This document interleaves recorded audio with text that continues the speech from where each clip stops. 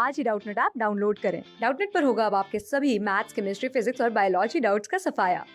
बस अपने क्वेश्चन की फोटो खींचो, उसे क्रॉप करो और तुरंत वीडियो सोल्यूशन पाओ। Download now. तो सवाल यहाँ पे कह रहा है what is an allergic reaction, यानी कि जो एलर्जिक रिएक्शन होती है वो क्या होती है। तो बता देता हूँ, जो हमारी एलर्जिक रिएक्शन होती है ये हमारा एक तरीके का रिस्पॉन्स होता है इम्यून सिस्टम का। हाँ जी, आपको पता ही है हमारी बॉडी के अंदर इम्यून सिस्टम होता है। ये जो इम्यून सिस्टम होता है ये हमारी बॉडी को किसी भी फॉरेन पार्टिकल से बचा के रखता है, जैसे कि वायरस, बैक्टीरिया या फिर कोई भी अगर पार्टिकल आ जाता है तो उससे बचा के रखता है। ये जो पार्टिकल्स होते हैं कॉमनली इनको बोला जाता है एलर्जेंस। हाँ जी, जो हमारी बॉडी के अंदर घुसते हैं। तो कोई भी अगर एलर्जन हमारी बॉडी के अंदर घुसता है और उसके अगेंस्ट हमारी बॉडी का जो इम्यून सिस्टम है वो एक्ट करता है और वो रिलीज कर रहा है हिस्टामिन, और वो हमें एलर्जी के सिम्टम्स दिखा रहा है, जैसे कि हमारी इन्फ्लामेशन हो रही है। ये जो इन्फ्लामेशन होती है ये इस हिस्टामिन की केमिकल की वजह से होती है। साथ ही साथ हमें कफिंग देखने को मिल रही है, साथ ही साथ हमें स्नीजिंग देखने को मिल रही है। तो ये हमारा एक तरीके का इम्यून रिस्पॉन्स ही होता है जो हमारे एलर्जेंस, कॉमन एलर्जेंस के रिस्पॉन्स में बाहर आता है। तो ये होती है हमारी एलर्जिक रिएक्शंस। तो अब मैं बात कर लेता हूँ यहाँ पे एक एग्जांपल की, जैसे कि हमारे कई लोग होते हैं एलर्जिक पोलन से। जो पोलन होते हैं हमारे प्लांट्स के वो काफ़ी छोटे छोटे होते हैं साइज में। तो क्या होता है वो कई बार हमारे नाक के अंदर घुस जाते हैं और होता क्या है हमें परसिस्टेंट यानी कि काफ़ी देर तक हमें कफिंग या फिर स्नीजिंग आती रहती है। तो ये क्या है, ये एक तरीके का एक एलर्जिक रिस्पॉन्स होता है हमारी बॉडी का, ताकि उस पोलन को जल्दी से जल्दी बॉडी के अंदर से बाहर निकाला जा सके, इसलिए हम कफिंग और स्नीजिंग करते हैं। तो ये होता है हमारा एक तरीके का इम्यून रिस्पॉन्स एलर्जिक रिएक्शन का। बात कर लेता हूँ, ए पार्ट हो गया कंप्लीट। बी पार्ट क्या कह रहा है, name any two drugs used to quickly reduce the symptoms of allergy, यानी कि एलर्जी के सिम्टम्स को क्विकली रिड्यूस करने के लिए हमारे दो ड्रग्स यूज होते हैं, उनका नाम बताओ। तो हमारे बहुत सारे ड्रग्स आते हैं जिनकी क्लास क्या होती है, जिनकी क्लास या तो हो सकती है एंटी हिस्टामिन, क्योंकि जो हमारी इन्फ्लामेशन होती है वो हमारे हिस्टामिन के ही वजह से होती है। तो हम एंटी हिस्टामिन यूज कर सकते हैं ताकि जो हमारे सिम्टम्स है वो काफ़ी जल्दी चले जाए।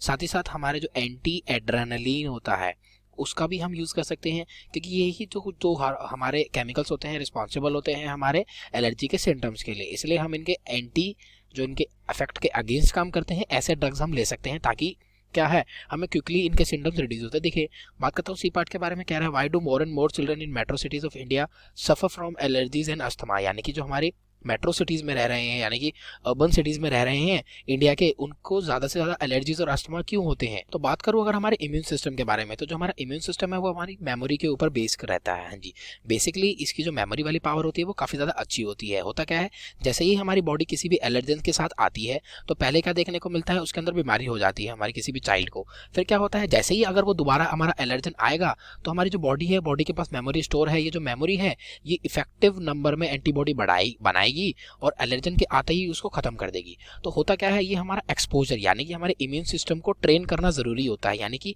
एक बार उसको एक्सपोजर कराना जरूरी होता है एलर्जन से। जैसे कि मैं आपको एक एग्जांपल बताऊं, जो चिकन पॉक्स होता है एक बार अगर किसी बच्चे को जाता है तो वो दोबारा नहीं होता। क्यों? क्योंकि एक बार जब हमारा एलर्जन बन जाता है उसके बाद हमारी बॉडी के अंदर मेमोरी बन जाती है। दोबारा अगर चिकन पॉक्स आएगा तो एकदम से हमारी जो मेमोरी सेल है वो इफेक्टिव हो जाएंगे और वो एंटीबॉडीज को रिलीज करेंगे। ये एंटीबॉडी हमारे सिम्टम्स आने से पहले इस एलर्जन को खत्म कर देंगी। तो हमारी जो बॉडी है उसको कई बार एक्सपोज कराना जरूरी होता है। लेकिन अगर मैं बात करूं यहाँ पे मेट्रो सिटीज के अंदर जो हमारे चिल्ड्रन रह रहे होते हैं वो अक्सर क्या रह जाते हैं, वो हमारे कभी भी ट्रेन नहीं कर पाते अपने इम्यून सिस्टम को, यानी कि वो कभी भी एक्सपोज नहीं होते हैं किसी भी बीमारी से। और होता क्या है, जैसे ही फिर उनको देखने को मिलता है अस्थमा और एलर्जी, यानी कि जैसे ये कई बार आपने देखा होगा जो लोग बड़े बड़े शहरों में रह रहे होते हैं, अगर वो जरा सी धूल भी चली जाती है उनके फेस पे तो उनका फेस रेड हो जाता है। क्यों? क्योंकि उनको एलर्जी की रिएक्शन हो जाती है। तो वो इतने सोफेस्टिकेटेड यानी कि इतने साफ सुथरे ढंग से रहते हैं कई बार, तो क्या होता है उनकी जो इम्यून सिस्टम है वो अच्छे से वर्क नहीं कर पाता। इसलिए कहा जाता है कि जो हमारे बच्चे कई बार जो मिट्टी में खेलते हैं उससे उनकी इम्यूनिटी बढ़ती है, उनको बीमारियां कम होती है। वो इसलिए होता है क्योंकि उनको एक बार बीमारी होगी तो जो इम्यून सिस्टम है वो ट्रेन हो जाएगा, वो एक्सपोज हो जाएगा बीमारी से और वो आगे जाके उनके लिए करेगा मदद पूरी जिंदगी में। लेकिन जो मेट्रो सिटीज़ के लोग होते हैं वो काफ़ी ज़्यादा क्लीनलीनेस बना के रखते हैं। ज़्यादा क्लीनलीनेस भी हमारे लिए कई बार अच्छी नहीं होती है, जिस वजह से हमारी एलर्जीज और अस्थमा जैसी हमें छोटी छोटी एलर्जिक रिएक्शन देखने को मिलती है। Thank you. क्लास 6 से 12 से लेके नीट, IIT, जेई मेंस और एडवांस के लेवल तक 10 मिलियन से ज्यादा स्टूडेंट्स का भरोसा। आज ही डाउनलोड करें डाउटनेट ऐप या व्हाट्सएप कीजिए अपने डाउट्स 8400 400 400 पर।